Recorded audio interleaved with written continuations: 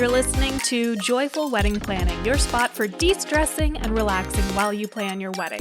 You might be thinking, is that even possible? Well, heck yeah, it is. I'm your host, Emily DeClue, founder of The Joy Factor, Weddings and Events, and I'm here to help you plan the wedding of your dreams joyfully.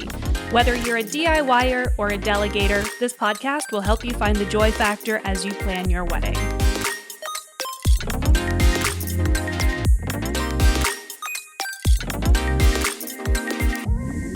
Planning a wedding is an anxiety-inducing nightmare full of bridezillas and doom grooms, so it's impossible to have fun while planning your wedding, right? I beg to differ, but then again, I'm Emily DeClue, founder of The Joy Factor, Weddings and Events. I'm based in Toronto and I serve couples globally. And I drop new wedding planning videos and podcasts every Thursday, so make sure you are subscribed on YouTube and following me on your favorite podcast app. I love bringing joy into people's lives and helping them to create moments that they will cherish forever. That's why I'm so obsessed with wedding planning. And as I was thinking about starting my business, I kept coming back to this idea that wedding planning really doesn't have to be all doom and gloom or end in breakups or family fights or anything. It really can be joyful. And I want to show you some different ways that you can make that happen so that it is a fun experience for you. And today I'm going to share with you my do's and don'ts of joyful wedding planning. So a little while ago, I was talking to a bride about how wedding planning was going. And she looked at me in the eye and she was like, I don't even think there's going to be a wedding at this point if things don't change. And that really hurt my soul because I wanted her to have the best possible day, like the day of her dreams. But there was a lot of family drama happening. And she was stressed out because her fiance wasn't helping as much as she would have hoped. And so we chatted it through. I gave her a little pep talk. I like to think it helped a little bit. At least I hope it did. And I gave her some of my tips for keeping the whole process joyful and keeping it moving, even though I know it is, and it can be very stressful to plan a wedding, especially with so many different people's expectations. Okay, so let's get into the do's and don'ts of planning your wedding joyfully. Do make it all about you. Yeah, this is your moment to be a little bit selfish. So if people are putting unreasonable expectations on you or your time, it's okay to say, I don't want to do that. No is a full sentence, so make it about you. You won't come across as a bridezilla or a doom groom if you explain to them matter-of-factly, without emotion, this element that you are suggesting doesn't feel right to me, and I need to do what's right for my wedding. I hope that you can understand that we are planning a very special day for us, and we want you to be very much a part of it. However, this particular thing is not going to be happening on our wedding day. It feels like pretty heavy, like it's a lot to say and to say it without emotion, but sometimes it's necessary. And you can kind of tweak this to whatever language you need to use to communicate what your needs are effectively to the person who is causing you drama and angst. Don't worry about what people are going to say or think. People will have opinions. That's fine. It's not their wedding. They can go have their own wedding. That's what I have to say. So just again, make it about you, about the things that you want to have at your wedding. If you want to have a man dressed up as a dinosaur, you can have a man dressed up as a dinosaur. That's fun. And it's good because it's true to you. And actually, most of your guests are really going to love that man dressed as a dinosaur, and the one person who's like, they weren't going to have fun to begin with. So why does it matter what they think? Do consider that your guests want to enjoy themselves. So I made a video about fun wedding activities that you can plan for your guests so that they have a blast. I will link to that. But consider that your guests are coming to celebrate you and they want to have a good time. If you give them nothing to do, it will be not a fun time for everybody. So check out my super duper, super long list of fun wedding activities to keep your guests entertained for the whole night. Don't do something if you think your guests will absolutely hate it. I mean, you can if you want, but if you think that your guests are going to really hate being chased around by zombies, maybe don't hire the zombie crew to come and do the entertainment. Maybe find something that will tick your box of zombie love, but not necessarily terrify the pants off of your guests and make them want to leave. Do ask your parents if they've set aside any money for your wedding. You'll want to know this in advance because maybe that's part of your budget, and hopefully the conversation is a relatively easy one. It may not be, and they may be more inclined to have that discussion with you after the wedding. However, if you have certain things that you want to do for your wedding, it might be good to know in advance how much money you have to work with. On that note, don't have any expectations about how much your parents can help you with your wedding. If they have some money to offer, wonderful. If they don't, also wonderful. You will find a way to have your dream wedding for sure. Do create a budget for your dream wedding and make sure that you're really, really truthful about all of the things that you want. And then don't sacrifice the things that you want the most. There's going to be things that you have to cut out because of budget considerations, but think about, is there a particular dress that you really want to have? Or is there a particular band that you really want to hire?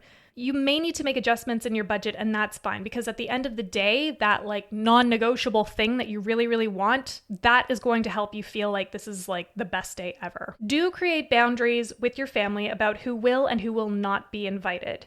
Just because your mom wants you to invite a certain somebody who you haven't spoken to in 5,000 years doesn't mean that you actually have to. Stay firm with your boundaries, even if your mom is paying for the wedding. And this may be a little bit stress-inducing, but it might be a good time to have a really important conversation about boundaries too. So look at it as a win-win. And if you need help with those conversations, I can recommend a great book. It's called The Dance of Anger by Harriet Lerner. Oh my God. Changed my life. It's so much easier to have hard conversations now, truly. And don't invite people that you are uncomfortable with. Just hard stop. Just don't even, no. If you don't like them, they're not coming. They're not coming. Forget it. Do make space for fun during the planning process. Maybe instead of sitting at home planning something with your fiance, you go out to dinner and plan all of the wedding activities. Find different ways to make the actual process fun for you instead of making it feel like a chore. Because sometimes, it's going to feel like a chore. But at the end of the day, if you can find ways to make it fun and interesting for both of you, you'll have a much better time. Don't let planning get in the way of your relationship. If you're stuck on something, a decision that has to be made, and neither of you wants to compromise in any way, find a third-party mediator. Hey, a wedding planner is a great third-party mediator to help you make those big decisions. But at the end of the day, the wedding is just a day. The marriage is a lifetime, as they say, so don't let one day get in the way of your entire future. Do make a point to appreciate the small things, like when you get your Amazon deliveries of all of your little honey dippers that you're going to be putting into your charcuterie table. Yay! Now you have honey dippers. Just find ways to appreciate how nice those things are. Don't let yourself stress or panic more than you need to. I did a whole episode about how to have a stress-free wedding, and in it, I say that you can choose what stresses you out. And yeah, there is going to be some stress. There will be some panic moments. And it's really good, actually, to let some of that out. Because if you bottle it all up, it's just going to fester and you're going to explode. And that might not be a pretty picture on your wedding day. So that's why I say don't let yourself stress or panic more than you need to. Because we do need to let off that little steam valve every once in a while. Just take it out on something like an old TV with an axe. Dealer's choice. But always come back to remembering what the day is truly about. Love! Do wear something that makes you feel amazing. And don't pick a dress or outfit just because somebody else says that they like it and they want you to wear it and they're paying for it for you. Choose what you feel absolutely amazing in. Do show gratitude to all of your vendors. And don't forget to thank all of your friends and family for helping you on your special day. Do incorporate elements that are special to you and your fiance. That could be a video game character you both love. Or maybe it's tickets to the first concert you went to. Find little special things to incorporate to make it that much more meaningful for the both of you. However, don't let themes or activities overshadow you and your fiance. If you want everyone to come dressed up as a particular character, that's great. But will it steal the show in your wedding photos? That's all I'm saying. That's all I'm saying. Find a way to incorporate it, but don't let it overshadow you. Do have a solid plan for what's going to happen on your wedding day. I have an episode on planning your wedding itinerary. I will link to that here. And don't leave things to chance unless it's a controlled chance. Like, maybe you want to roll the dice on having open speeches. I tried it. Nobody wanted to do an open speech at my wedding. That's fine. I had to coerce people into doing speeches, but I liked it. They were really good speeches. And finally, do find a way to make the wedding planning process more joyful, whatever that means for you. Because you only really get to do it once or a couple of times in your life, and you want to make it fun. And all that to say, I know this process can feel stressful and anxiety-inducing, but there are ways to make it more joyful. And hey, if I can help with that, please send me an email, emily@joyfactorweddings.com, and we'll find a way that I can help you to plan your wedding more joyfully. If you liked this episode, I would be so honored if you shared it with a friend or your fiance, and make sure you hit the subscribe button or follow wherever you listen to your podcasts, because I drop new wedding videos every single Thursday so that you can plan your wedding more joyfully. I'll be back next Thursday with another wedding planning video, so until then, keep it joyful. Thanks for listening to Joyful Wedding Planning. I hope you got something out of this episode, and hey, if you did, leave me a review wherever you listen to your podcasts. It helps me to find more listeners just like you so that we can take all the stress out of wedding planning and go from panic to joy-filled moments. Need help to plan your wedding? Book a call with me at joyfactorweddings.com. I can't wait to help you plan the wedding of your dreams.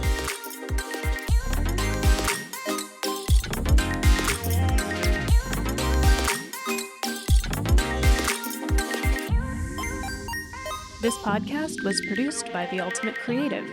Learn more about producing your own podcast at theultimatecreative.com.